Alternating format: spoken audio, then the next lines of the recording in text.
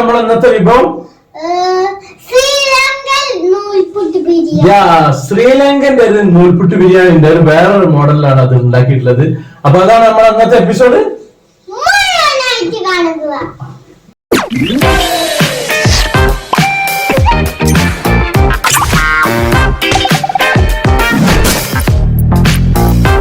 ഇത് ഇടിയപ്പം ഉണ്ടാക്കുന്ന അച്ചാണ്. ഞാൻ ശ്രീലങ്കയിൽ പോയിരുന്നു. ശ്രീലങ്കയിലത്തെ അച്ചാണിത്.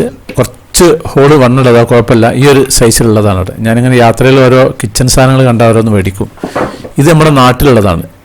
ഇത് കുറച്ചും കൂടി വളരെ നൂല് മോഡലാണ്. അതിൻ്റെ ഉള്ളിൽ അലൂമിനിയത്തിൻ്റെ ഒരു കോട്ടിങ്ങൊക്കെ ഉണ്ട്.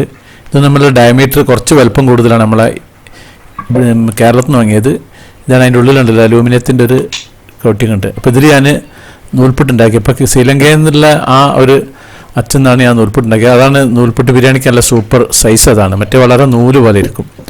അപ്പോൾ ഇത് ആദ്യം ഉണ്ടാക്കി വെക്കുക. ഈ ഇടിയപ്പം ഉണ്ടാക്കുന്ന എപ്പിസോഡ് മുമ്പ് ഉണ്ടാക്കിക്കുന്നത് ഇതേപോലെ ആക്കി വെക്കുക. ഇങ്ങനെ ഉണ്ടാക്കി വേവിക്കുന്ന സമയത്ത് സാധാരണ നമ്മൾ നൈസാകുമ്പോൾ ഒരു 5 മിനിറ്റ്, ഇതൊരു 10 മിനിറ്റ് നമ്മൾ ആവിയിൽ വെക്കണം. ഇതൊരു 4 വലിയുള്ളി അരിഞ്ഞതാണ്. അതുപോലെ 4 തക്കാളി, വെളുത്തുള്ളി, ഇഞ്ചി, പച്ചമുളക്, ചെറിയ ഉള്ളി, ഇഞ്ചിൻ്റെ ഒരു കഷ്ണം, ഇതേപോലെ വെളുത്തുള്ളി ഒരു പണ, പിന്നെ എരിവിന് 4 പച്ചമുളക്, കുറച്ച് മല്ലിയിലയും കുറച്ച് പുതിനൻ്റെ ഇലയും. അതിൻ്റെ തണ്ട് ഞാൻ മാറ്റി വെച്ചിട്ടുണ്ട്. അത് ഇങ്ങനെ വെളുത്തുള്ളി ഇഞ്ചി അരക്കുന്ന കൂട്ടത്തിൽ കൂടി കൂട്ടി അരച്ചിട്ടുണ്ട്. ഇത് അതിൽ കൂട്ടിയിട്ടുണ്ട് ഇതിൻ്റെ തണ്ടുകൾ. ഇത് 1 കിലോ ബീഫിനെ കുക്കറിൽ 4 സ്പൂണ് മല്ലിപ്പൊടിയും 1 സ്പൂണ് മഞ്ഞൾപ്പൊടിയും 1 സ്പൂണ് മുളക് പൊടിയും ചേർത്ത് വേവിച്ച് വെച്ചാണ്. ഇത് ഞാൻ ഫ്രിഡ്ജിൽ വെച്ചാണ്. അത് നെയ്യ് ഊറി ഇങ്ങോട്ട് മാറി കിട്ടും ഇങ്ങനെ ആയി കഴിഞ്ഞിട്ടുണ്ടെങ്കിൽ. ഞാൻ അടുപ്പ് എത്തിച്ചിട്ട് മസാല ഉണ്ടാക്കാൻ പോവുകയാണ്. ആദ്യം എണ്ണ നല്ല ചൂടായ പാത്രത്തിലേക്ക് ഒരു 5 ടേബിൾ സ്പൂൺ വെളിച്ചെണ്ണ ഒഴിച്ചിട്ടുണ്ട്. അതിലേക്ക് മിൽമയുടെ നെയ്യ് ഞാൻ 1 ടേബിൾ സ്പൂൺ ഒഴിച്ചിട്ട് ആ ഉള്ളി ഇതിലേക്ക് ഇടുകയാണ്. എന്നിട്ട് നല്ലോണം അങ്ങോട്ട് വാട്ടുക. ഇനി നെയ്യില്ലെങ്കിലും കുഴപ്പമൊന്നുമില്ല. ഒന്നിങ്ങനെ വാടി വരുന്ന സമയത്ത് കുറച്ച് ഉപ്പ് അതിലേക്ക് ഇടുക. എന്നിട്ട് വീണ്ടും നല്ലോണം ഇളക്കുക. അപ്പം നല്ല ഹൈ ചൂടിൽ തന്നെ വെച്ചാൽ മതി. വെളുത്തുള്ളി ഇഞ്ചിൻ്റെ ആ ഒരു പേസ്റ്റ് ഇതിലേക്ക് ഇട്ടിരിക്കുന്നത് ഞാൻ. അതിന് ശേഷം തക്കാളി ഇടുക. ഇതിൻ്റെ മസാല ഉണ്ടാക്കി വെക്കാനാണ്. നമ്മൾ നേരത്തെ വേവിച്ച് വെച്ചാൽ അത് വേറെ തന്നെ വേവിച്ച് വെച്ചതാണ്. അതിന് ശേഷം ഉണ്ടാക്കാൻ വേണ്ടിയിട്ടാണ്. ഇത് 1 സ്പൂണ് മഞ്ഞൾപ്പൊടി ഇടുകയാണ്. നല്ലോണം മിക്സ് ചെയ്യുക. 1 സ്പൂണ് കാശ്മീർ മുളക് പൊടിയാണ് ഇട്ടിട്ടുള്ളത്. അതാണ് നല്ലത് കളർ വരാൻ. മറ്റേ മുളക് പൊടി ഇടണ്ട. ഇത് ഗരം മസാലയാണ് ഇട്ടിട്ടുള്ളത്. ഇത് 1 സ്പൂണാണുള്ളത്. ഒരു 1/2 സ്പൂൺ കൂടി ഞാൻ ഇടുന്നുണ്ട്. ഇതൊരു 1/2 സ്പൂൺ കൂടി ഇട്ടിട്ടുണ്ട്. ഒരു 1.5 സ്പൂൺ ഇട്ടിട്ടുള്ള ഗരം മസാല. ഇതൊരു സ്വല്പം പഞ്ചസാര, ഒരു 3/4 സ്പൂൺ പഞ്ചസാര ഇട്ടിട്ടുണ്ട്. ഇതിലേക്ക് റോസ് വാട്ടർ ഉണ്ട്. റോസ് വാട്ടറിൻ്റെ ലൈറ്റായിട്ടുള്ള റോസ് വാട്ടർ ഒരു 2 സ്പൂൺ അത് ഒഴിച്ചിട്ടുണ്ട്. ഒരു മണം കിട്ടാൻ വേണ്ടിയിട്ടാണ്.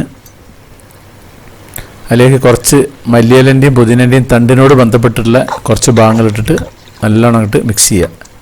ഇതിലേക്ക് ഞാൻ നേരത്തെ വേവിച്ചിട്ട് ഞാൻ ഫ്രിഡ്ജിൽ വെച്ചതാണ്. ആ ഒരു ബീഫ് ഇതിലേക്ക് ഇടുക. എന്നിട്ട് നല്ലോണം ഇളക്കുക. അതൊരു തണുപ്പായതുകൊണ്ട് അതിങ്ങനെ കട്ട പിടിച്ച് നിൽക്കുന്നത്. ഞാൻ ബീഫ് കൊണ്ടുവന്ന് അന്ന് തന്നെ എനിക്ക് ഉണ്ടാക്കാൻ പറ്റിയില്ല. അതുകൊണ്ട് ഞാൻ വേവിച്ച് വെച്ചതാണ്. ഇപ്പോൾ ഈ മസാല റെഡി. ഇനി ഇതിൻ്റെ മസാല ഞാൻ മാറ്റി വെക്കുന്നുണ്ട്. ഇത് നമ്മുടെ ശ്രീലങ്കൻ മോഡലാണ് നമ്മളുടെ നൂൽപുട്ട് ബിരിയാണി ഉണ്ടാക്കുന്നത്. ഇതൊരു 3 വലിയുള്ളി ചെറുതാക്കി അരിഞ്ഞതാണ്. ഇത് ആ ബീഫിൻ്റെ വെള്ളം ഞാനൊന്ന് ചൂടാക്കിയിട്ട് അതിൻ്റെ നെയ്യൊക്കെ ഒന്ന് കട്ടയൊക്കെ ഉരുക്കിയതാണ്. ഇത് നേരത്തെ ഇപ്പം ഉണ്ടാക്കി വെച്ച ആ മസാലയാണ്, ബീഫ് മസാലയാണ്. ഞാൻ 3 ഗ്ലാസ് അരിപ്പൊടിയാണ് ഉണ്ടാക്കിയിട്ടുള്ളത്. ഇത് ഒരു കഷ്ണം ഇഞ്ചി, പച്ചമുളക്, ഒരു പണ വെളുത്തുള്ളി ഒക്കെ കൂടി അരച്ചതാണ്. ഇനി അടുപ്പ് കത്തിച്ചിട്ട് ആവശ്യത്തിന് വെളിച്ചെണ്ണ ഇട്ടിട്ടുണ്ട്. ഇത് 2 സെക്ഷനായിട്ട് ഉണ്ടാക്കുന്നത്. ആദ്യത്തെ സെക്ഷൻ നമ്മൾ മസാല കഴിഞ്ഞു. ഇതൊരു 3 വലിയ ഉള്ളിയാണ് ഇട്ടുള്ളത്, ചെറുതാക്കി അരിഞ്ഞിട്ട്. 3 ഗ്ലാസ് അരിപ്പൊടി കൊണ്ടാണ് ഞാൻ നൂൽപുട്ടുണ്ടാക്കിയിട്ടുള്ളത്. ഇതാ വെളുത്തുള്ളി ഇഞ്ചിയും പച്ചമുളകും ചതച്ച് വെച്ചതാണ്. നല്ലോണം മിക്സ് ചെയ്യുക. അതിലേക്ക് ആവശ്യത്തിന് ഉപ്പ് ഇടുക. അത് നല്ലോണം ഇളക്കുക.